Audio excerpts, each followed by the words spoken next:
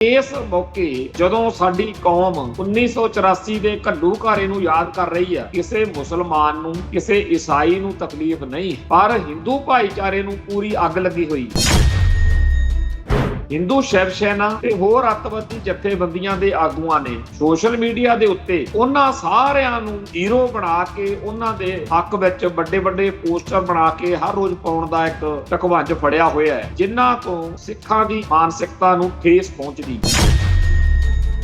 ਜਿਹੜੇ ਲੋਕ ਹਿੰਦੂ ਸਿੱਖ ਏਕਤਾ ਦੀ ਡੁਗਡੁਗੀ ਖੜਕਾਉਂਦੇ ਆ, ਕੀ ਉਹਨਾਂ ਨੂੰ ਇਹ ਦਿਸਦਾ ਨਹੀਂ ਕਿ ਅਸਲ ਵਿੱਚ ਇਹ ਦੋ ਅੱਡੋ-ਅੱਡ ਕੌਮਾਂ ਨੇ, ਦੋਨਾਂ ਵਿਚਾਲੇ ਕੋਈ ਏਕਤਾ ਉਕਤਾ ਨਹੀਂ ਹੈਗੀ, ਦੋਨਾਂ ਕੌਮਾਂ ਦੇ ਹੀਰੋ ਅੱਡ-ਅੱਡ ਨੇ। ਜਿਹੜੇ ਵੈਦਿਆ ਇੰਦਰਾ ਵਰਗੇ ਜਾਂ ਸਿੱਖੀ ਦੇ ਹੋਰ ਦੁਸ਼ਮਣ ਹਿੰਦੂ ਭਾਈਚਾਰੇ ਦੇ ਹੀਰੋ ਨੇ, ਨਾਇਕ ਨੇ, ਉਹ ਸਿੱਖਾਂ ਦੇ ਖਲਨਾਇਕ। ਅਕਾਲੀ ਲੀਡਰਸ਼ਿਪ ਨੇ ਹਿੰਦੂ ਸਿੱਖ ਏਕਤਾ ਦੀ ਡੁਗਡੁਗੀ ਖੜਕਾ ਕੇ ਸਿੱਖ ਸਿਧਾਂਤ ਨੂੰ, ਸਿੱਖ ਇਤਿਹਾਸ ਨੂੰ ਕਲੰਕਿਤ ਕਰ ਛੱਡਿਆ। ਬਾਦਲਕਿਆਂ ਨੇ ਤਾਂ ਰਾਜਗੱਦੀ ਭੋਗਣੀ ਸੀ, ਭੋਗ ਕੇ ਆਓ ਗਏ, ਪਰ ਸਾਨੂੰ ਅੱਜ ਸ਼ਰਮ ਆਉਂਦੀ ਆ ਕਿ ਕਹਿੰਦੇ ਕਹਾਉਂਦੇ ਨੀਲੀਆਂ ਪੱਗਾਂ ਸਜਾਉਣ ਵਾਲੇ, ਅਕਾਲੀ ਕਹਾਉਣ ਵਾਲੇ ਇਹਨਾਂ ਲੋਕਾਂ ਨੇ ਮੰਦਰਾਂ 'ਚ ਟੱਲੀਆਂ ਖੜਕਾ ਕੇ ਸਿੱਖ ਰਹਿਤ ਮਰਿਆਦਾ ਦੀਆਂ ਧੱਜੀਆਂ ਉਡਾ ਕੇ ਪੂਰੇ ਇਤਿਹਾਸ ਨੂੰ ਕਲੰਕਿਤ ਕਰ ਦਿੱਤਾ। ਅੱਜ ਦੀ ਸਿੱਖ ਪੀੜ੍ਹੀ ਨੂੰ ਬਹੁਤ ਸਮੱਸਿਆ ਆ ਰਹੀ ਹੈ ਕਿ ਸਿਧਾਂਤ ਨਾਲ ਖੜੀਏ ਤੇ ਇਹਨਾਂ ਲੋਕਾਂ ਨਾਲ ਜਿਨ੍ਹਾਂ ਨੇ ਜਗਰਾਤਿਆਂ 'ਚ ਜਾ ਕੇ ਤੇ ਹੋਰ ਪੁੱਠੇ ਕੰਮ ਕਰਕੇ ਸਿੱਖੀ ਦਾ ਬੇੜਾ ਗਰਕ ਕੀਤਾ ਹੋਇਆ। ਇਸ ਬਦਲਦੀ ਦੁਨੀਆ ਵਿੱਚ ਤੁਸੀਂ ਪਿੱਛੇ ਨਾ ਰਹਿ ਜਾਓ। ਹਰ ਘਟਨਾ ਜੋ ਤੁਹਾਡੀ ਜ਼ਿੰਦਗੀ ਤੇ ਅਸਰ ਪਾ ਰਹੀ ਹੈ, ਅਸੀਂ ਉਸ ਬਾਰੇ ਦਵਾਂਗੇ ਤੁਹਾਨੂੰ ਸਟੀਕ ਤੇ ਸਹੀ ਜਾਣਕਾਰੀ। ਤੁਹਾਡਾ ਆਪਣਾ ਹੱਕ ਸੱਚ ਦੀ ਆਵਾਜ਼ TV84। TV84 ਦੇ ਨਾਲ ਜੁੜਨ ਲਈ ਆਪਣਾ ਫੋਨ ਚੁੱਕੋ ਤੇ ਐਪ ਸਟੋਰ ਵਿੱਚ ਜਾ ਕੇ ਡਾਊਨਲੋਡ ਕਰੋ TV84 ਦੀ ਨਵੀਂ ਐਪ। ਇਸ ਐਪ ਤੇ ਤੁਸੀਂ ਦੇਖ ਸਕਦੇ ਹੋ 24 ਘੰਟੇ TV84 ਦਾ ਲਾਈਵ ਚੈਨਲ ਅਤੇ ਨਾਲ ਹੀ ਪੰਜ ਪੰਜਾਬ ਅਤੇ ਦੁਨੀਆ ਭਰ ਦੀਆਂ ਅਹਿਮ ਖਬਰਾਂ। ਫਿਰ ਦੇਰ ਕਿਸ ਗੱਲ ਦੀ, ਹੁਣੇ ਡਾਊਨਲੋਡ ਕਰੋ TV84 ਦੀ ਨਵੀਂ ਐਪ।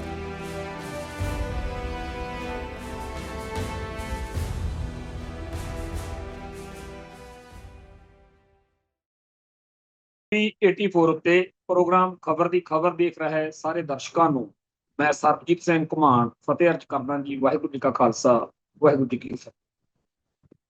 ਸਾਡੀ ਕੌਮ ਦੇ ਵਿੱਚ ਪਹਿਲੇ ਦਿਨ ਤੋਂ ਹੀ ਇੱਕ ਬੜਾ ਅਜੀਬ ਜਿਹਾ ਮਾਮਲਾ ਹੈ, ਉਹ ਹੈ ਹਿੰਦੂ ਸਿੱਖ ਏਕਤਾ।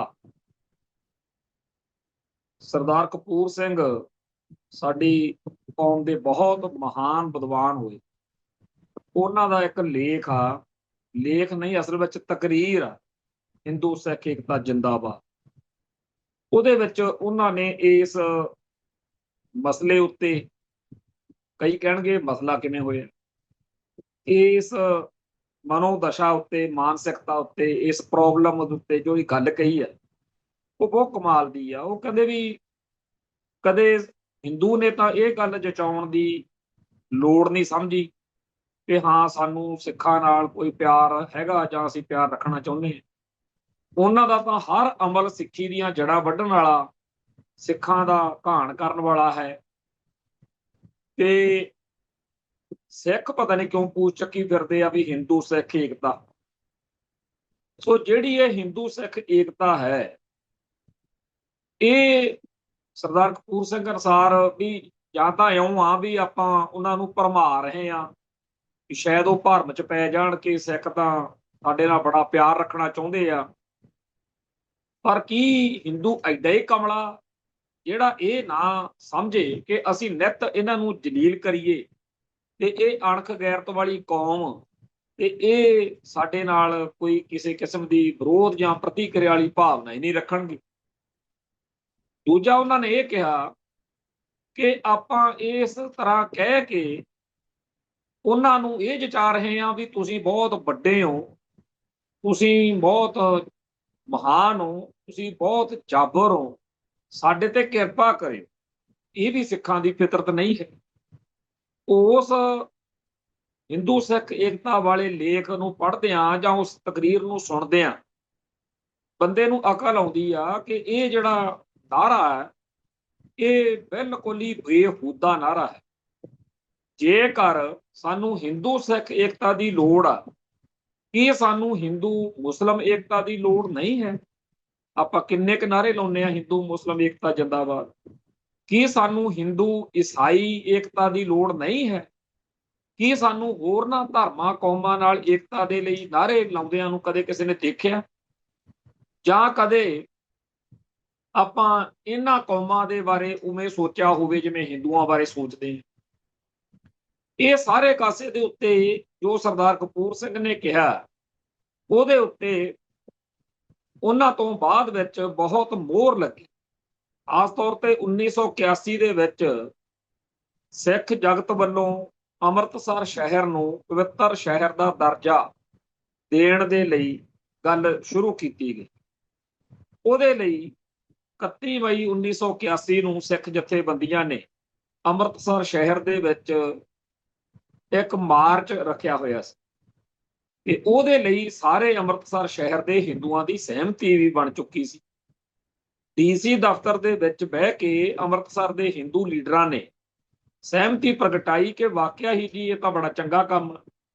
ਪਰ ਜਦੋਂ ਇਸ ਮਸਲੇ ਦੇ ਵਿੱਚ 2-4 ਦਿਨ ਰਹਿੰਦੇ ਸੀ ਤਾਂ ਜਲੰਧਰ ਦੇ ਮਹਾਸ਼ਿਆਂ ਨੇ ਉਂਗਲ ਦਿੱਤੀ ਤੇ 29 ਮਈ 1981 ਨੂੰ ਅੰਮ੍ਰਿਤਸਰ ਦੇ ਵਿੱਚ ਬੀੜੀ ਸਿਗਰਟ ਪੀਏਂਗੇ ਹਮ ਸ਼ਾਨ ਸੇ ਜੀਏਂਗੇ ਦੇ ਨਾਅਰੇ ਲਾਉਂਦਿਆਂ ਹੋਇਆਂ ਕੱਛ ਕੜਾ ਕਿਰਪਾਨ ਧੱਕ ਦਿਆਂਗੇ ਪਾਕਿਸਤਾਨ। ਸੋ ਜਿਹੜੇ ਲੋਕਾਂ ਨੂੰ ਇਹ ਵਹਿਮ ਸੀਗਾ ਵੀ ਸਾਡੇ ਨਾਲ ਬੜਾ ਪਿਆਰ ਆ, ਹੁਣ ਤਾਂ ਸਾਡੇ ਨਾਲ ਇਕੱਠੇ ਰਲ ਕੇ ਅੰਮ੍ਰਿਤਸਰ ਸ਼ਹਿਰ ਨੂੰ ਪਵਿੱਤਰ ਸ਼ਹਿਰ ਦਾ ਦਰਜਾ ਦਿਵਾਉਣ ਨੂੰ ਫਿਰਦੇ ਆ, ਉਹਨਾਂ ਦੇ ਹੋਸ਼ ਟਿਕਾਣੇ ਆ ਗਏ ਕਿ ਅਸੀਂ ਤਾਂ ਇਹਨਾਂ ਨੂੰ ਕਦੇ ਇਹੋ ਜਿਹੀ ਗੱਲ ਕਹਿ ਨਹੀਂ ਸਕਦੇ ਵੀ ਤੁਹਾਡੀ ਬੋਤੀ ਪੱਟ ਦਿਆਂਗੇ, ਟੋਪੀ ਪੱਟ ਦਿਆਂਗੇ। ਇਹ ਕਹਿੰਦੇ ਆ ਵੀ ਕੱਚ ਕੜਾ ਕਿਰਪਾਨ ਧੱਕ ਦਿਆਂਗੇ ਪਾਕਿਸਤਾਨ।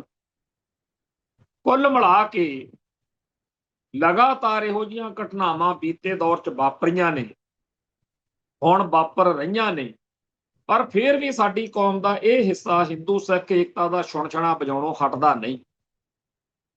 ਜਿਹੜੀ ਗੱਲ ਦੇ ਨਾਲ ਸਾਡੇ ਦਿਲਾਂ ਨੂੰ ਤਕਲੀਫ ਪਹੁੰਚਦੀ ਹੋਵੇ ਉਹ ਹਿੰਦੂ ਭਾਈਚਾਰੇ ਦੇ ਲੋਕ ਲਾਜ਼ਮੀ ਕਰਦੇ। ਹਾਲਾਂਕਿ ਸਾਡੀ ਕੌਮ ਦੇ ਅੰਦਰ ਚੇਤਨਾ ਦੀ ਘਾਟ ਹੈਗੀ ਆ ਇਸ ਮਸਲੇ ਤੇ, ਪਰ ਫਿਰ ਵੀ ਸਾਡੀ ਕੌਮ ਦੇ ਕੁਝ ਸਿਆਣੇ ਦਾਨਸ਼ਵਰ ਸੱਜਣ ਆਮ ਹੀ ਕਹਿ ਦਿੰਦੇ ਨੇ ਕਿ ਕਿਸੇ ਮਸਲੇ ਉੱਤੇ ਜੇ ਰਾਏ ਬਣਾਉਣੀ ਹੋਵੇ ਤਾਂ ਕਿਸੇ ਹਿੰਦੂ ਤੋਂ ਸਮਝ ਲੈਣਾ ਚਾਹੀਦਾ। ਜਿਹੜੀ ਗੱਲ ਦੀ ਹਿੰਦੂ ਹਮਾਇਤ ਕਰੇ ਉਹ ਸਮਝ ਲਓ ਵੀ ਤੁਹਾਡੀ ਕੌਮ ਦੇ ਖਿਲਾਫ ਆ, ਤੇ ਪੂਰਾ ਅੱਖਾਂ ਮੀਚ ਕੇ ਉਹਦਾ ਵਿਰੋਧ ਕਰੋ, ਤੁਸੀਂ ਖਤਾ ਨਹੀਂ ਖਾਓ। ਤੇ ਜਿਹੜੀ ਚੀਜ਼ ਦੀ ਹਿੰਦੂ ਭਾਈਚਾਰਾ ਵਿਰੋਧ ਕਰੇ ਤੁਸੀਂ ਉਹਦੀ ਹਮਾਇਤ ਕਰੋ, ਕਿਉਂਕਿ ਹਿੰਦੂ ਕਦੇ ਵੀ ਪੰਜਾਬ ਦੇ ਜਾਂ ਪੰਥ ਦੇ ਹੱਕ 'ਚ ਨਹੀਂ ਹੋ ਸਕਦਾ। ਇਹ ਤਾਂ ਹੋਈ ਅਕਲ ਵਾਲਿਆਂ ਦੀ ਗੱਲ, ਸਮਝ ਵਾਲਿਆਂ ਦੀ ਗੱਲ। ਪਰ ਜਿਨ੍ਹਾਂ ਲੋਕਾਂ ਨੂੰ ਹਿੰਦੂ ਸਿੱਖ ਏਕਤਾ ਦਾ ਬੁਖਾਰ ਚੜਿਆ ਹੋਇਆ ਉਹ ਕਹਿੰਦੇ ਜੀ ਇਹ ਕੱਟੜਵਾਦ ਆ, ਨਹੀਂ ਤਾਂ ਹਿੰਦੂ ਬੜੇ ਭਲੇ ਨੇ। ਉਹ ਭਲੇ ਹਿੰਦੂ ਲੱਭੇ ਤਾਂ ਕਿਤੇ ਹੈ ਨਹੀਂ। ਅੱਜ ਤੱਕ 1947 ਤੋਂ ਪਹਿਲਾਂ ਦੀ ਬਾਤ ਛੱਡੋ, ਕੋਈ ਹਿੰਦੂ ਹੈਗਾ ਜਿਹਨੇ ਕਦੇ ਠੋਕ ਵਜਾ ਕੇ ਲਲਕਾਰ ਕੇ ਕਿਹਾ ਹੋਵੇ ਕਿ ਆਹ ਗੱਲ ਹਿੰਦੂਆਂ ਨੇ ਗਲਤ ਕੀਤੀ ਹੈ? ਬਹੁਤ ਕੁਛ ਆ ਜਿੱਥੇ ਹਿੰਦੂ ਭਾਈਚਾਰੇ ਦੇ ਉਹਨਾਂ ਚੰਗੇ ਹਿੰਦੂਆਂ ਦੀ, ਜਿਹਨਾਂ ਨੂੰ ਕਹਿੰਦੇ ਵੀ ਚੰਗੇ ਹਿੰਦੂ, ਉਹਨਾਂ ਦੀ ਲੋੜ ਸੀ, ਉਦੋਂ ਤੱਕ ਕਿਤੇ ਲੱਭੇ ਨਹੀਂ ਉਹ। ਕੀ ਕਦੇ ਇਸ ਗੱਲ ਦੇ ਲਈ ਕਿ ਸੰਘ ਪਰਿਵਾਰ ਜਾਣੀ ਕਿ ਭਗਵਾਂ ਬ੍ਰਿਗੇਡ, ਅਡਵਾਨੀ ਹੋਣੀ ਤੇ ਹੋਰ ਬਹੁਤ ਸਾਰੇ ਹਿੰਦੂ ਕੱਟੜਵਾਦੀ ਅੰਮ੍ਰਿਤਸਰ ਦੀਆਂ ਸੜਕਾਂ ਦੇ ਉੱਤੇ ਜਦੋਂ ਸਾਡੀ ਕੌਮ ਨੂੰ ਭੜਕਾਉਣ ਵਾਲੇ ਨਾਅਰੇ ਲਾਉਂਦੇ ਰਹੇ, ਜਦੋਂ ਅੰਮ੍ਰਿਤਸਰ ਸ਼ਹਿਰ ਦੇ ਉੱਤੇ ਫੌਜ ਦਾ ਹਮਲਾ ਕਰਨ ਦੇ ਲਈ, ਅੰਮ੍ਰਿਤਸਰ ਨੂੰ ਫੌਜ ਦੇ ਹਵਾਲੇ ਕਰਨ ਲਈ, ਦਰਬਾਰ ਸਾਹਿਬ ਤੇ ਹਮਲਾ ਕਰਨ ਲਈ ਇੱਥੇ ਮਾਰਚ ਕੱਢਦੇ ਹੁੰਦੇ ਸੀ, ਕਿਸੇ ਹਿੰਦੂ ਨੇ ਕਿਹਾ ਵੀ ਨਹੀਂ। ਉਲਟਾ ਜੋ ਕੁਝ ਇੱਥੇ ਵਾਪਰਿਆ ਫਰਵਰੀ 1984 ਨੂੰ ਜਾਂ ਮਈ 1984 ਨੂੰ, ਉਹ ਆਪਣੇ ਆਪ ਦੇ ਵਿੱਚ ਹੀ ਕਮਾਲ ਹੈ। ਤੇ ਉਹਨਾਂ ਲੋਕਾਂ ਦੇ ਮੂੰਹ ਤੇ ਥੱਪੜ ਆ ਜਿਹੜੇ ਇਸ ਨਾਅਰੇ ਹੇਠ ਲੁਕੇ ਫਿਰਦੇ। ਖੈਰ 1984 ਨੂੰ ਜਦੋਂ ਦਰਬਾਰ ਸਾਹਿਬ ਦੇ ਉੱਤੇ ਹਮਲਾ ਹੋਇਆ, ਜਦੋਂ ਅਕਾਲ ਤਖਤ ਸਾਹਿਬ ਦੇ ਉੱਤੇ ਤੋਪਾਂ ਦੇ ਗੋਲੇ ਮੀਂਹ ਵਰਾ ਰਹੇ ਸੀ, ਉਸ ਮੌਕੇ ਅੰਮ੍ਰਿਤਸਰ ਸ਼ਹਿਰ ਦੇ ਵਿੱਚ ਲੱਡੂ, ਬਰਫੀਆਂ ਔਰ ਇਹਨਾਂ ਦੀਆਂ ਲੜਕੀਆਂ ਕੁੜੀਆਂ ਜਿਹੜੀਆਂ ਸੀ ਉਹ ਪੂਰੀਆਂ ਖੁਸ਼ ਹੋ ਕੇ ਉਹਨਾਂ ਧਾੜਵੀਆਂ ਨੂੰ, ਉਹਨਾਂ ਹਮਲਾਵਰਾਂ ਨੂੰ, ਫੌਜੀਆਂ ਨੂੰ ਦੇ ਰਹੀਆਂ ਸੀ ਕਿ ਆਹ ਲਓ ਜੀ ਤੁਸੀਂ ਬਹੁਤ ਚੰਗਾ ਕੰਮ ਕਰ ਰਹੇ। ਸੰਤ ਗਿਆਨੀ ਜਰਨੈਲ ਸਿੰਘ ਜੀ ਖਾਲਸਾ ਭਿੰਡਰਾਂ ਵਾਲਿਆਂ ਤੋਂ ਇਲਾਵਾ ਸਾਰੇ ਜਿਹੜੇ ਉੱਥੇ ਧਰਮਯੁੱਧ ਮੋਰਚੇ ਦੇ ਆਗੂ ਸੀ, ਸਾਰਿਆਂ ਨੇ ਬਾਰ-ਬਾਰ ਇਹ ਗੱਲ ਕਹੀ ਕਿ ਸਾਡੀ ਲੜਾਈ ਆਪਦੇ ਪੰਥ ਜਾਂ ਪੰਜਾਬ ਦੇ ਹੱਕਾਂ ਦੀ ਲੜਾਈ। ਅਨੰਦਪੁਰ ਦੇ ਮਤੇ ਦੇ ਸੰਘਰਸ਼ ਵਿੱਚ ਕੀ ਇਹੋ ਜਿਹਾ ਸੀ ਜਿਹੜਾ ਪੰਜਾਬ ਦੇ ਇਹਨਾਂ ਹਿੰਦੂਆਂ ਨੂੰ ਪਸੰਦ ਨਹੀਂ ਸੀ? ਬਹੁਤ ਸਾਰੇ ਮਸਲੇ ਅੱਜ ਉਹ ਨੇ ਜਿਹੜੇ ਪੰਜਾਬ ਦੇ ਬੀਜੇਪੀ ਦੇ ਆਗੂ ਚੱਕਦੇ। ਇੱਥੋਂ ਇੱਕ ਬੀਜੇਪੀ ਦਾ ਆਗੂ ਆ ਜਗਮੋਹਨ ਸਿੰਘ, ਆਏ ਦਿਨ ਉਹ ਚਿੱਠੀਆਂ ਜਾਂ ਬਿਆਨ ਦੇ ਕੇ ਉਹਨਾਂ ਮਸਲਿਆਂ ਨੂੰ ਚੱਕਦਾ ਜਿਹੜੇ ਮਸਲੇ 1984 ਤੋਂ ਪਹਿਲਾਂ ਸਾਡੀ ਕੌਮ ਨੇ ਧਰਮਯੁੱਧ ਮੋਰਚੇ ਰਾਹੀਂ ਚੱਕੇ ਸੀ। ਜੇ ਇਹ ਮੁੱਦੇ ਅੱਜ ਜਾਇਜ਼ ਨੇ, ਬੀਜੇਪੀ ਨੂੰ ਕੋਈ ਉਹ ਤੋਂ ਸਮੱਸਿਆ ਨਹੀਂ ਵੀ ਇਹ ਤੂੰ ਕੀ ਕਰਦਾ, ਤੇ ਉਸ ਮੌਕੇ ਜੇ ਸੰਤ ਭਿੰਡਰਾਂ ਵਾਲਿਆਂ ਨੇ ਜਾਂ ਅਕਾਲੀ ਲੀਡਰਾਂ ਨੇ ਧਰਮਯੁੱਧ ਮੋਰਚਾ ਉਹਨਾਂ ਗੱਲਾਂ ਲਈ ਲਾਇਆ, ਤਾਂ ਜਿਹੜੇ ਲੱਡੂ ਜਲੇਬੀਆਂ ਵੰਡਦੇ ਫਿਰਦੇ ਸੀ, ਪੂੜੀਆਂ ਛੋਲੇ ਵੰਡਦੇ ਫਿਰਦੇ ਸੀ, ਇਹਨਾਂ ਨੂੰ ਕੀ ਤਕਲੀਫ ਸੀ? ਧਰਮਯੁੱਧ ਮੋਰਚੇ ਦੇ ਉੱਤੇ ਭਾਰਤੀ ਫੌਜ ਦੇ ਹਮਲੇ ਨੂੰ ਵੈਲਕਮ ਲਿਖ ਕੇ, ਜੀ ਆਇਆਂ ਥਾਂ ਥਾਂ ਤੇ ਲਿਖ ਕੇ, ਜਿਹੜੇ ਹਿੰਦੂ ਅੱਤਵਾਦੀਆਂ ਨੇ ਉਹਨਾਂ ਨੂੰ ਜੀ ਆਇਆਂ ਕਿਹਾ, ਉਹਨਾਂ ਨੂੰ ਕਹੀ ਜਾਣਾ ਸਾਡੇ ਭਰਾ ਨੇ ਜੀ। ਜਿਹੜੇ ਉਸ ਮੌਕੇ ਥਾਂ ਥਾਂ ਤੇ ਪਿੰਡਾਂ 'ਚ ਗੁਰਦੁਆਰਿਆਂ ਨੂੰ ਅੱਗਾਂ ਲਾਉਣ ਤੁਰ ਪਏ ਸੀ, ਉਹਨਾਂ ਨੂੰ ਕਹੀ ਜਾਣਾ ਸਾਡੇ ਭਰਾ ਨੇ ਜੀ। ਇਹ ਕਿੱਧਰਲੀ ਅਕਲ ਆ? ਕਿਉਂ ਨਹੀਂ ਮੰਨ ਲਿਆ ਜਾਂਦਾ ਇਹ ਸਾਡੀ ਕੌਮ ਇੱਕ ਆਜ਼ਾਦ ਤੇ ਵਿਲੱਖਣ ਕੌਮ ਆ, ਜਿਹਦਾ ਸਤਿਆਨਾਸ਼ ਸਰਬਨਾਸ਼ ਕਰਨ ਦੇ ਲਈ ਇਹ ਹਿੰਦੂ ਭਾਈਚਾਰਾ ਭਾਰਤੀ ਸਟੇਟ ਦੀ ਪੂਰੀ ਤਾਕਤ ਵਰਤ ਕੇ ਸਾਡੇ ਖਿਲਾਫ ਡਟਿਆ ਹੋਇਆ। ਅੱਜ ਕੱਲ 1984 ਦੇ ਘੱਲੂਘਾਰੇ ਦੇ ਦਿਹਾੜੇ ਦੇ ਸੰਬੰਧ ਵਿੱਚ ਸਾਡੀ ਕੌਮ ਦੇ ਵਿੱਚ ਇੱਕ ਭਾਵਨਾ ਹੈ। ਇਹਨਾਂ ਦਿਨਾਂ ਦੇ ਵਿੱਚ ਥਾਂ ਥਾਂ ਦੇ ਉੱਤੇ ਸਾਡੇ ਨੌਜਵਾਨ ਬੱਚੇ ਆਪਣੇ ਸ਼ਹੀਦਾਂ ਦੇ ਯਾਦ ਵਿੱਚ ਸਮਾਗਮ ਕਰਦੇ ਆ, ਔਰ ਇਸ ਮੌਕੇ ਜਦੋਂ ਸਾਡੀ ਕੌਮ 1984 ਦੇ ਘੱਲੂਘਾਰੇ ਨੂੰ ਯਾਦ ਕਰ ਰਹੀ ਆ, ਕਿਸੇ ਮੁਸਲਮਾਨ ਨੂੰ, ਕਿਸੇ ਈਸਾਈ ਨੂੰ ਤਕਲੀਫ ਨਹੀਂ, ਪਰ ਹਿੰਦੂ ਭਾਈਚਾਰੇ ਨੂੰ ਪੂਰੀ ਅੱਗ ਲੱਗੀ ਹੋਈ ਹੈ। ਹਿੰਦੂ ਸ਼ਿਵ ਸੈਨਾ ਤੇ ਹੋਰ ਅੱਤਵਾਦੀ ਜਥੇਬੰਦੀਆਂ ਦੇ ਆਗੂਆਂ ਨੇ ਸੋਸ਼ਲ ਮੀਡੀਆ ਦੇ ਉੱਤੇ ਉਹਨਾਂ ਸਾਰਿਆਂ ਨੂੰ ਹੀਰੋ ਬਣਾ ਕੇ, ਉਹਨਾਂ ਦੇ ਹੱਕ ਵਿੱਚ ਵੱਡੇ ਵੱਡੇ ਪੋਸਟਰ ਬਣਾ ਕੇ ਹਰ ਰੋਜ਼ ਪਾਉਣ ਦਾ ਇੱਕ ਢਕਵੰਜ ਫੜਿਆ ਹੋਇਆ ਹੈ, ਜਿਨ੍ਹਾਂ ਤੋਂ ਸਿੱਖਾਂ ਦੀ ਮਾਨਸਿਕਤਾ ਨੂੰ ਠੇਸ ਪਹੁੰਚਦੀ ਹੈ। ਉਹ ਵੈਦਿਆ ਦੇ, ਜਿਸ ਵੈਦਿਆ ਨੇ ਭਾਰਤੀ ਫੌਜ ਦੀ ਉਦੋਂ ਅਗਵਾਈ ਕੀਤੀ ਸੀ, ਜਾਂ KPS ਗਿੱਲ, ਜਾਂ ਜਿਹੜਾ ਇੱਥੇ ਹੋਰ ਕੋਈ ਵੀ ਇਹੋ ਜਿਹਾ ਚਿਹਰਾ ਜੀ ਤੋਂ ਸਿੱਖ ਚਿੜਦੇ ਹੋਣ, ਉਹਨਾਂ ਨੂੰ ਹੀਰੋ ਬਣਾ ਕੇ ਸੋਸ਼ਲ ਮੀਡੀਆ ਦੇ ਰਾਹੀਂ ਭੈੜੇ ਸ਼ਬਦ ਲਿਖ ਕੇ ਸਿੱਖਾਂ ਨੂੰ ਜਲੀਲ ਕੀਤਾ ਜਾ ਰਿਹਾ। ਜਿਹੜੇ ਲੋਕ ਹਿੰਦੂ ਸਿੱਖ ਏਕਤਾ ਦੀ ਡੁਗਡੁਗੀ ਖੜਕਾਉਂਦੇ ਆ, ਕੀ ਉਹਨਾਂ ਨੂੰ ਇਹ ਦਿਸਦਾ ਨਹੀਂ ਕਿ ਅਸਲ ਵਿੱਚ ਇਹ ਦੋ ਅੱਡੋ ਅੱਡ ਕੌਮਾਂ ਨੇ, ਦੋਨਾਂ ਵਿਚਾਲੇ ਕੋਈ ਏਕਤਾ ਉਕਤਾ ਨਹੀਂ ਹੈਗੀ, ਦੋਨਾਂ ਕੌਮਾਂ ਦੇ ਹੀਰੋ ਅੱਡ ਅੱਡ ਨੇ। ਜਿਹੜੇ ਵੈਦਿਆ, ਇੰਦਰਾ ਵਰਗੇ ਜਾਂ ਸਿੱਖੀ ਦੇ ਹੋਰ ਦੁਸ਼ਮਣ ਹਿੰਦੂ ਭਾਈਚਾਰੇ ਦੇ ਹੀਰੋ ਨੇ, ਨਾਇਕ ਨੇ, ਉਹ ਸਿੱਖਾਂ ਦੇ ਖਲਨਾਇਕ ਨੇ। ਹਰ ਕੌਮ ਦੇ ਆਪੋ ਆਪਣੇ ਹੀਰੋ ਹੁੰਦੇ ਨੇ, ਇੱਕ ਕੌਮ ਦਾ ਨਾਇਕ ਦੂਜੀ ਕੌਮ ਦਾ ਖਲਨਾਇਕ ਹੁੰਦਾ। ਸਾਡੀ ਕੌਮ ਨੂੰ ਇਸ ਮਸਲੇ ਉੱਤੇ ਬਹੁਤ ਜ਼ਿਆਦਾ ਸਪਸ਼ਟ ਹੋਣ ਦੀ ਲੋੜ ਆ, ਕਿਉਂਕਿ ਇਸ ਗੰਧਲ ਚੌਦ ਦੇ ਕਰਕੇ ਸਾਡਾ ਨੁਕਸਾਨ ਹੋ ਰਿਹਾ। ਅਕਾਲੀ ਲੀਡਰਸ਼ਿਪ ਨੇ ਹਿੰਦੂ ਸਿੱਖ ਏਕਤਾ ਦੀ ਡੁਗਡੁਗੀ ਖੜਕਾ ਕੇ ਸਿੱਖ ਸਿਧਾਂਤ ਨੂੰ, ਸਿੱਖ ਇਤਿਹਾਸ ਨੂੰ ਕਲੰਕਿਤ ਕਰ ਛੱਡਿਆ। ਬਾਦਲਕਿਆਂ ਨੇ ਤਾਂ ਰਾਜਗੱਦੀ ਭੋਗਣੀ ਸੀ, ਭੋਗ ਕੇ ਆਓ ਗਏ, ਪਰ ਸਾਨੂੰ ਅੱਜ ਸ਼ਰਮ ਆਉਂਦੀ ਆ ਕਿ ਕਹਿੰਦੇ ਕਹਾਉਂਦੇ ਨੀਲੀਆਂ ਪੱਗਾਂ ਸਜਾਉਣ ਵਾਲੇ, ਅਕਾਲੀ ਕਹਾਉਣ ਵਾਲੇ ਇਹਨਾਂ ਲੋਕਾਂ ਨੇ ਮੰਦਰਾਂ 'ਚ ਟੱਲੀਆਂ ਖੜਕਾ ਕੇ ਸਿੱਖ ਰਹਿਤ ਮਰਿਆਦਾ ਦੀਆਂ ਧੱਜੀਆਂ ਉਡਾ ਕੇ ਪੂਰੇ ਇਤਿਹਾਸ ਨੂੰ ਕਲੰਕਿਤ ਕਰ ਦਿੱਤਾ। ਸਾਡੇ ਸਿੱਖ ਕੌਮ ਦੇ ਰਾਗੀ, ਢਾਡੀ, ਕਥਾਕਾਰ, ਪ੍ਰਚਾਰਕ ਜਿਹੜੇ ਸਿੱਖੀ ਦੀ ਵਿਲੱਖਣਤਾ ਦਾ ਹੋਕਾ ਦਿੰਦੇ ਫਿਰਦੇ, ਉਹ ਕਿਹੜੇ ਖੂਹ 'ਚ ਡਿੱਗਣ ਜਦੋਂ ਲੋਕ ਉਹਨਾਂ ਨੂੰ ਕਹਿੰਦੇ ਆ ਵੀ ਤੁਸੀਂ ਸਾਨੂੰ ਤਾਂ ਕਹਿੰਦੇ ਹੋ ਕਿ ਆਹ ਦਿਨ ਤਿਉਹਾਰ ਅਨਮਤ ਨੇ ਜਾਂ ਆਹ ਗੱਲਾਂ ਆਪਾਂ ਨਹੀਂ ਕਰਨੀਆਂ, ਪਰ ਅਸੀਂ ਕਿਹੜੇ ਖੂਹ 'ਚ ਜਾਈਏ? ਆ ਜਿਹੜੇ ਜਗਰਾਤੇ ਨੇ ਜਾਂ ਵੈਸ਼ਨੋ ਦੇਵੀ ਸਮੇਤ ਹੋਰ ਸਾਰਾ ਕੁਝ, ਇੱਥੇ ਸਾਰੇ ਸਿੱਖ ਜਿਹੜੇ ਅਕਾਲੀ ਲੀਡਰ ਨੇ ਇਹ ਜਾਂਦੇ ਆ ਤੇ ਉੱਥੇ ਪੂਰੀ ਤਰ੍ਹਾਂ ਸ਼ਰਧਾ ਤੇ ਸਤਿਕਾਰ ਦਿਖਾਉਂਦੇ। ਜਦੋਂ ਕਿ ਸਿੱਖਾਂ ਨੂੰ ਹੁਕਮ ਆ ਕਿ ਗੁਰੂ ਮਾਨਿਓ ਗ੍ਰੰਥ, ਗੁਰੂ ਗ੍ਰੰਥ ਸਾਹਿਬ ਜੀ ਤੋਂ ਬਿਨਾਂ ਕਿਸੇ ਹੋਰ ਨੂੰ ਗੁਰੂ ਮੰਨ ਕੇ ਮੱਥਾ ਟੇਕਣਾ, ਸਤਿਕਾਰ ਦੇਣਾ ਸਿੱਖ ਦਾ ਕੰਮ ਨਹੀਂ।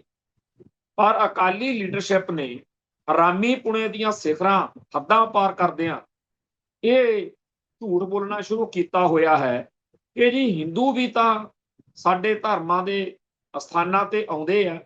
ਭਾਈ ਹਿੰਦੂ ਤਾਂ 36 ਕਰੋੜ ਚੀਜ਼ਾਂ ਨੂੰ ਮੱਥੇ ਟੇਕਦੇ, ਉਹ ਦਰਖਤਾਂ ਨੂੰ, ਉਹ ਹੋਰ ਕੁਦਰਤੀ ਗੈਰ ਕੁਦਰਤੀ ਲੱਖਾਂ ਚੀਜ਼ਾਂ ਨੂੰ ਮੱਥਾ ਟੇਕਦਾ। ਉਹਨਾਂ ਨੂੰ ਜਿੱਥੇ ਹੋਰ 3600 ਚੀਜ਼ਾਂ ਨੂੰ ਮੱਥਾ ਟੇਕਣ ਲੱਗਿਆ ਝਿਜਕ ਸ਼ਰਮ ਨਹੀਂ ਆਉਂਦੀ, ਉਹਨਾਂ ਦੇ ਧਰਮ ਵਿੱਚ ਕੋਈ ਰੋਕ ਟੋਕ ਨਹੀਂ ਹੈਗੀ, ਫਿਰ ਉਹਨਾਂ ਨੂੰ ਕੀ ਫਰਕ ਪੈਂਦਾ ਵੀ ਉਹ ਗੁਰੂ ਗ੍ਰੰਥ ਸਾਹਿਬ ਨੂੰ ਮੱਥਾ ਟੇਕ ਲੈਂਦੇ।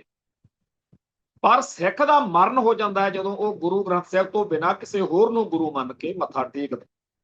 ਪਰ ਸਿੱਖਾਂ ਦੇ ਅੰਦਰ ਇਹਨਾਂ ਸਿਆਸੀ ਲੋਕਾਂ ਨੇ ਜੋ ਹਰਾਮੀਪੁਣਾ ਦਿਖਾਇਆ, ਇਹਦਾ ਨਤੀਜਾ ਇਹ ਨਿਕਲਿਆ ਕਿ ਅੱਜ ਦੀ ਸਿੱਖ ਪੀੜ੍ਹੀ ਨੂੰ ਬਹੁਤ ਸਮੱਸਿਆ ਆ ਰਹੀ ਹੈ।